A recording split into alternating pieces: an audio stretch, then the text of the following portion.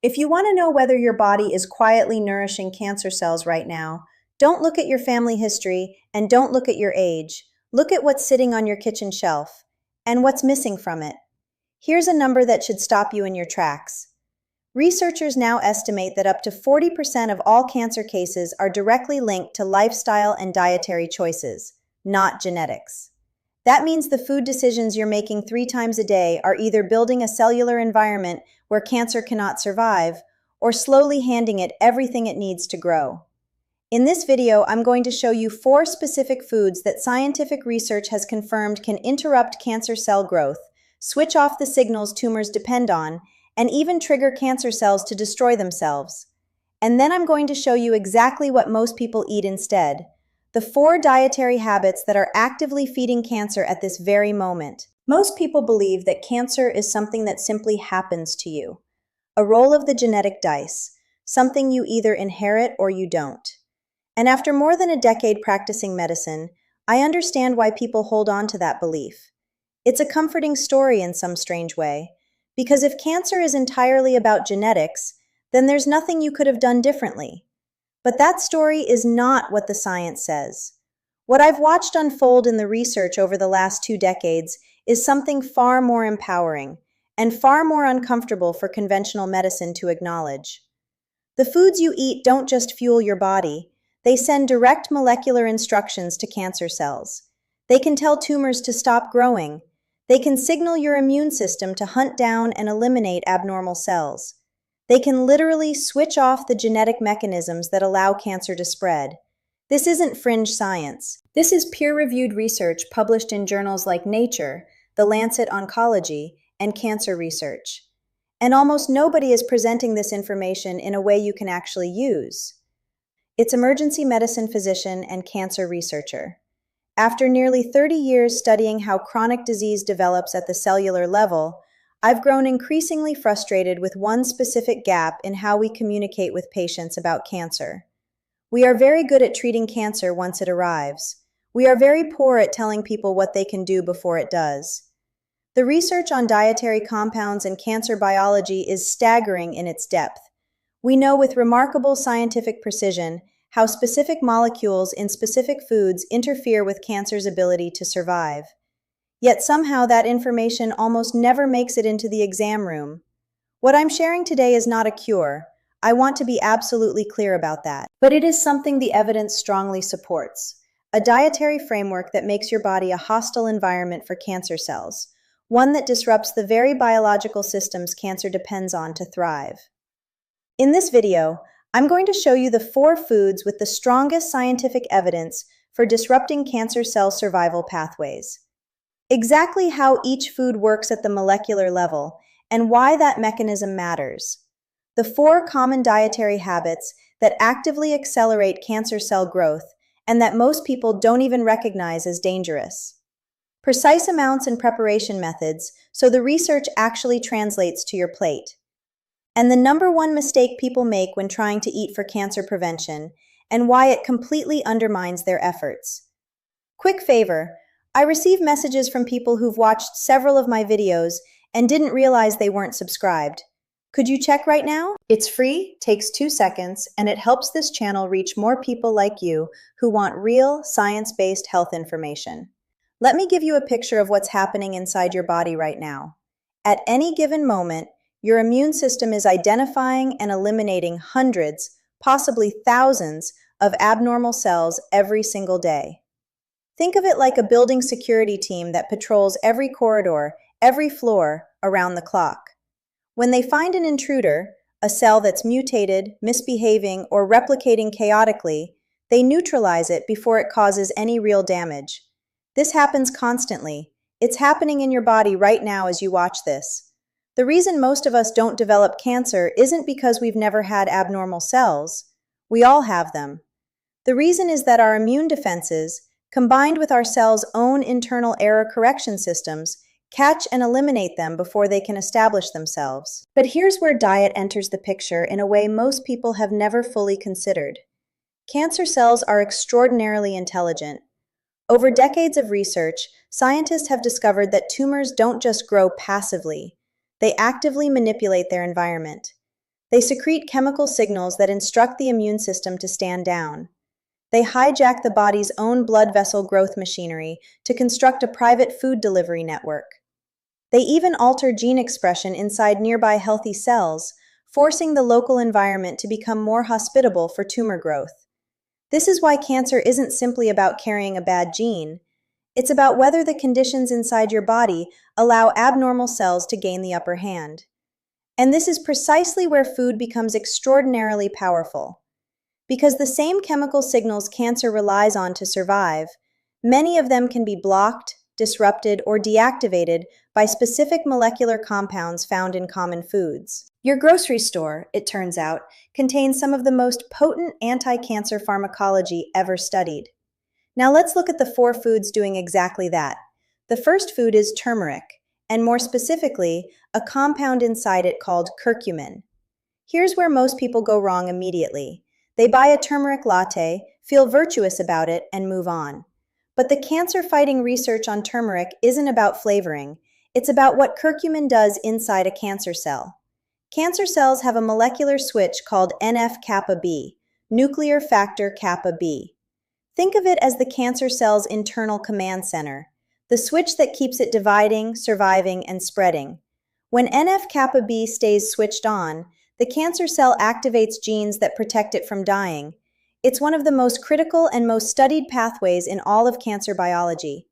Curcumin has been shown in hundreds of laboratory and clinical studies to directly inhibit NF-kappa B activation. It essentially walks into the cancer cell's command center and flips the circuit breaker off. But that's only part of the picture. Curcumin also reactivates a process called apoptosis, the cell's own programmed self-destruct sequence. Every healthy cell in your body carries this built-in mechanism. When DNA is too damaged to repair, the cell is supposed to trigger apoptosis and eliminate itself. Cancer cells have learned to disable this switch, which is why they keep multiplying when they should be dying. Curcumin turns it back on. Laboratory studies have demonstrated this in breast, colon, pancreatic, and prostate cancer cell lines, without significant harm to surrounding healthy cells. Now here's the critical preparation rule, and this matters enormously. Curcumin consumed alone is very poorly absorbed by your digestive system. Combining it with piperine, the active compound in black pepper, increases curcumin absorption by up to 2,000%. That is not a misprint. 2,000%. Additionally, curcumin is fat-soluble, meaning consuming it with a small amount of olive oil or coconut milk significantly increases how much your body can actually utilize. The research-supported dose is 1 teaspoon of ground turmeric, approximately 200 milligrams of curcumin, with a quarter teaspoon of black pepper, taken with a fat-containing meal every single day. The second food is garlic. Garlic has been used medicinally for more than 5,000 years. For most of that time, nobody could fully explain why it worked. Now we can explain it with molecular precision. When you crush or chop a garlic clove, you break open cells and trigger an enzymatic reaction that produces allicin. When allicin is metabolized in your body, it converts into a family of sulfur compounds, the most studied of which is diallyl disulfide, or DADS. Here's what DADS does that makes it so significant from a cancer biology standpoint. First, it acts as an HDAC inhibitor. HDAC stands for histone deacetylase, an enzyme that cancer cells use to compress and silence the genes responsible for triggering cell death. In other words, cancer cells use HDAC to switch off their own self-destruct mechanisms. By inhibiting HDAC, DADS unsilences those genes, and cancer cells that had disabled their death signals get them switched back on. Second, garlic compounds stimulate the liver's production of phase 2 detoxification enzymes, including glutathione S transferase. These enzymes function as a chemical interception system, neutralizing carcinogenic compounds before they can ever reach your cell's DNA, a molecular security checkpoint catching cancer-causing agents before any damage is done. Now here is the preparation rule that most people skip entirely. Crush or finely chop your garlic and let it rest for 10 full minutes before applying any heat. This waiting period allows the enzymatic reaction that creates allicin to fully complete. Heat destroys the enzyme responsible for this reaction. So, if you add garlic directly to a hot pan, you lose the majority of the benefit. Crush first, wait, then cook. The research-supported dose is 2 to 4 freshly crushed cloves daily. Jarred minced garlic stored in acid contains negligible allicin. The third food is ground flaxseed. I know flax seeds are small, plain, and completely unimpressive to look at, but the research on their cancer protective properties, particularly for hormone-dependent cancers, is some of the most compelling in nutritional oncology. Flax seeds contain the highest concentration of lignans of any food on Earth, between 75 and 800 times more than most other plant foods. Lignans are phytoestrogens, meaning they interact with the body's estrogen receptor system in a very specific way. In hormone-sensitive cancers, particularly breast and prostate cancer, tumor growth is often driven by estrogen or testosterone signaling. Cancer cells exploit the body's normal hormonal environment as a fuel source for their own proliferation. Lignans act as competitive binders at estrogen receptor sites. They attach to the receptor doors that estrogen would normally walk through, but unlike estrogen, they don't deliver the growth signals that cancer cells exploit. They occupy the receptor and block it without triggering the harmful downstream effects. But here's where it gets even more interesting. When lignans are metabolized by your gut microbiome, they convert into two active compounds, enterolactone and enterodiol. Women with the highest blood levels of enterolactone, which correlates directly with regular flaxseed consumption, have been shown in multiple studies to have significantly lower rates of breast cancer recurrence. Researchers can measure these compounds in blood and track the outcomes directly. Additionally, flax seeds are one of the richest plant sources of alpha-linolenic acid, an omega-3 fatty acid with well-documented anti-inflammatory activity. This compound suppresses the cyclooxygenase 2 inflammatory pathway that cancer cells use to make their surrounding tissue more hospitable. The preparation rule here is critical. Ground flaxseed, not whole. The outer hull of a whole flaxseed is largely indigestible. The lignans pass straight through your body unused. Grind them fresh in a small coffee grinder, or buy pre-ground and store refrigerated in an airtight container. Ground flaxseed oxidizes quickly once exposed to air. The research-supported dose is 2 tablespoons of freshly ground flaxseed daily, approximately 14 grams. Add it to oatmeal, smoothies, or yogurt. Consistency across weeks and months is what drives the gut bacterial conversion into the active protective compounds. The fourth food is medicinal mushrooms, specifically shiitake, maitake, and reishi. Here's something most people don't realize. Mushrooms are not plants. Genetically, they are more closely related to animals than to vegetables. And the compounds in medicinal mushrooms interact with the human immune system in ways that have no equivalent anywhere in the plant kingdom. The primary anti-cancer compounds in these mushrooms are beta-glucans, a class of complex polysaccharides found in the fungal cell wall. Beta-glucans are what scientists call biological response modifiers. They don't attack cancer cells directly. Instead, they enhance your own immune system's capability and alertness. Here's the specific mechanism. Beta-glucans bind to specialized receptors on immune cell surfaces called dectin-1 and CR3 receptors. This binding triggers a cascade of immune activation. Natural killer cells, the frontline soldiers of anti-cancer immunity, increase in both number and aggression. Macrophages, cells that engulf and destroy abnormal material, elevate their activity. And the body's cytokine production shifts toward an anti-tumor profile. In practical terms, your immune surveillance system, the patrol team responsible for identifying and eliminating cancer cells, receives a significant upgrade in both personnel and capability. What makes medicinal mushrooms particularly compelling is that they've been studied not just in laboratory settings, but in clinical oncology.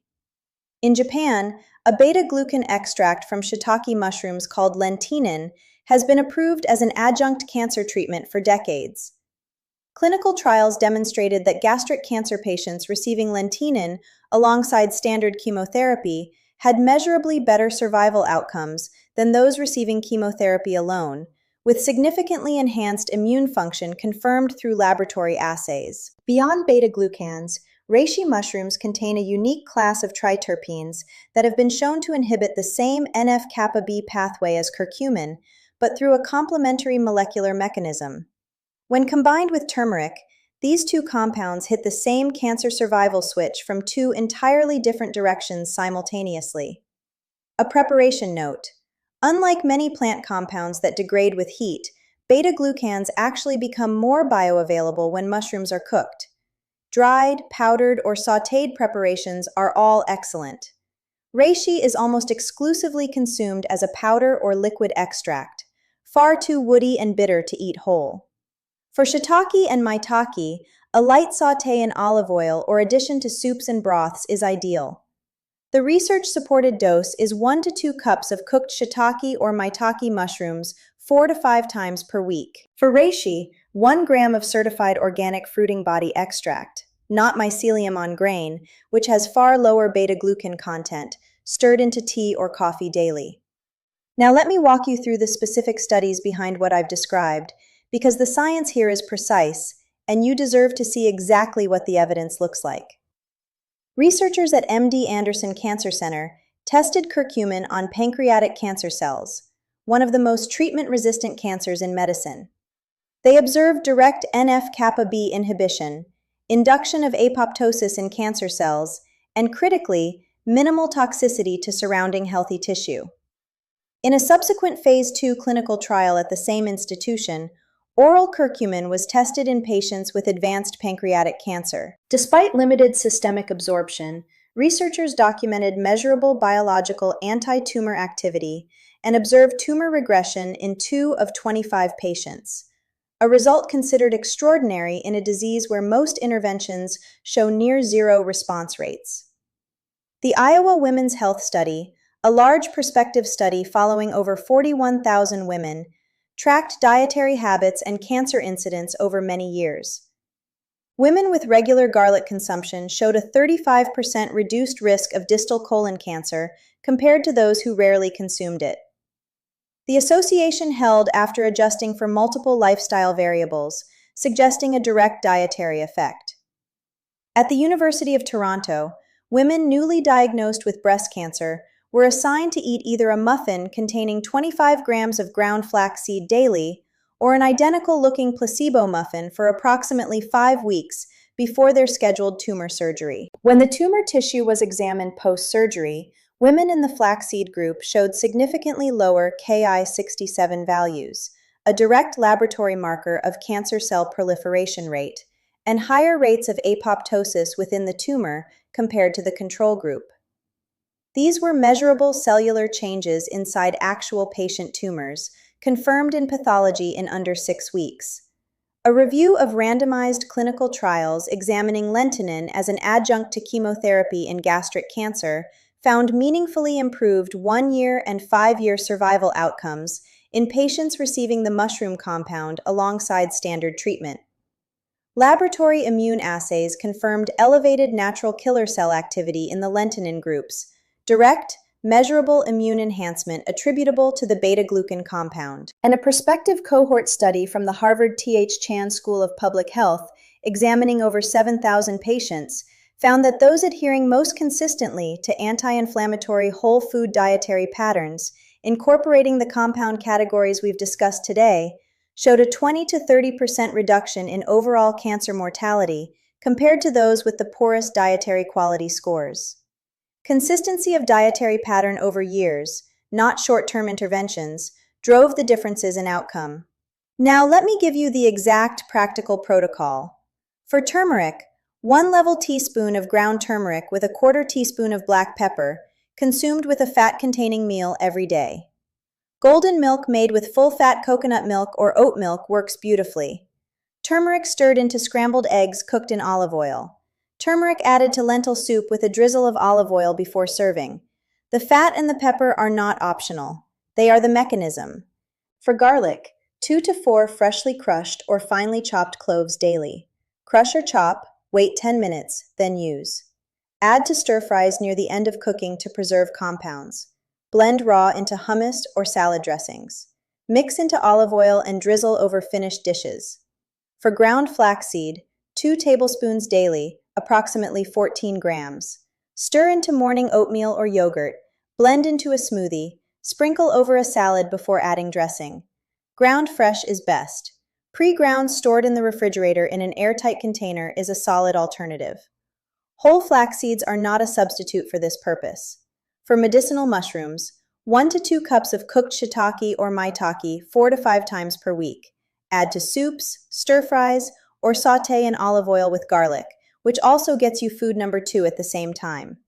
For reishi, 1 gram of organic fruiting body extract stirred into tea or black coffee daily. Here are a few clinical insights from years of working with patients on dietary cancer prevention, things I wish everyone heard earlier. The turmeric and black pepper combination is non-negotiable. Studies testing curcumin without piperine consistently show poor systemic absorption. Studies with piperine show a fundamentally different result. These two belong together every single time. Your gut microbiome determines whether flaxseed lignans actually work. The conversion of lignans to their active protective compounds is performed by specific gut bacteria.